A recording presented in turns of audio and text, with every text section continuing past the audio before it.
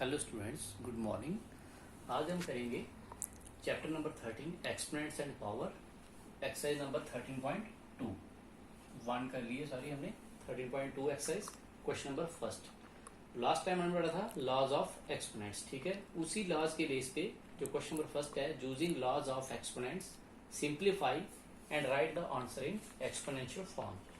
तो इनके आंसर हमने किसमें लिखने हैं? एक्सपोनेंशियल फॉर्म में, मींस पावर की फॉर्म में लिखने हैं। इनको सिंप्लीफाई करना है कौन से क्या यूज लगा के? Laws of exponents. तो देखिए फर्स्ट क्वेश्चन जो है इसका 3 raise power 2 3 raise power 4 into 3 raise power 8। तो अपने दिमाग में सबसे पहले लगाइए आप कौन सा लॉ लगेगा इधर? Basis are same, powers are added, that is the first law.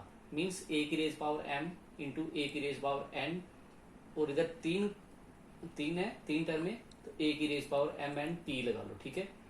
तो इस सबको क्या करना है? बेस इनका सबका सेम है, तो इनकी पावर्स को ऐड कर लेना। तो ये क्या हो जाएगा? 3 raise power 2 into 3 raise power 4 into 3 raise power 8 is equal to, ये हो जाएगा एक बेस हो जाएगा क्योंकि बेस सबका सेम है, 3 3 3 बेस सेम हो जाएगा। तो इनकी पावर्स क्या हो जाएंगी? ऐड। पावर्स क्या है पहली? 2 प्लस 4 प्लस 8, ठीक है। सबको ऐड करेंगे, कितना हो जाएगा? 3 इनकी पावर्स को, which is equal to 3 raise power 2 plus 4 6 6 plus 8 14, 3 raise power 14 answer. तो आपने इधर ब्रैकेट में लिखना भी होता है कि कौन सा लॉ यूज की है, बिकॉज ए की पावर m इंटू ए की power n is equal to a की पावर m प्लस n की फर्स्ट लॉ यूज की है वो, ठीक है। This is the answer of first part. Second part देखिए इसका।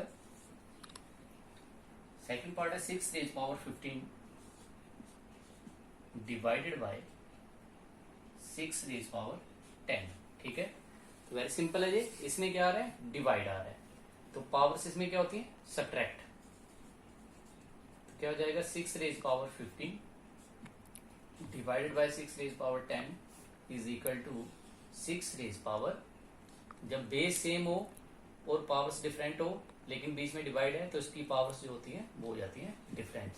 मींस दोनों को माइनस करना होता है। 15 माइनस 10, ए की power m divided by a की पावर n, बिकॉज ए की power m divided by a की power n is equal to a की पावर m माइनस n की पावर उनकी सब्ट्रैक्ट। अब 6 की पावर कितनी रह जाएगी? 15 माइनस 10 करेंगे, that is 5। 6 raise power 5 is the answer. This is the second part. Third part देखिए इसका।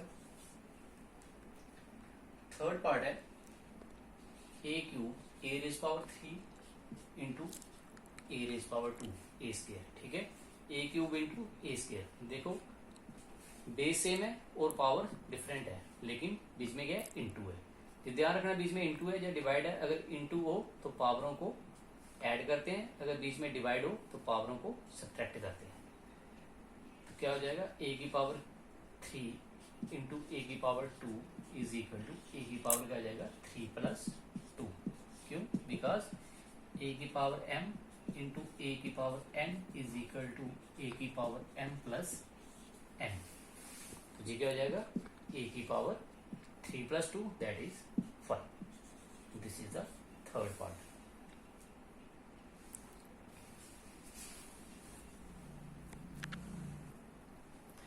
देखिए इसका नेक्स्ट पार्ट, फोर्थ पार्ट देखिए।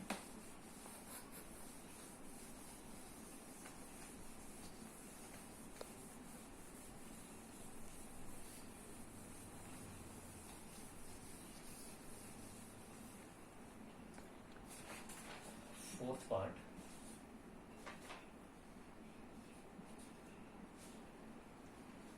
Seven raise power x into 7 raise power 2।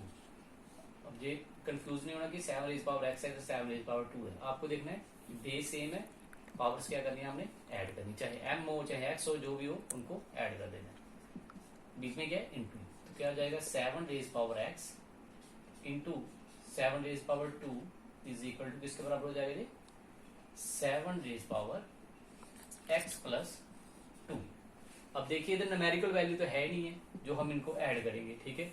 एक x है, x की पता नहीं क्या वैल्यू है, तो हम इसको ऐसे ही रहने देंगे, ठीक है।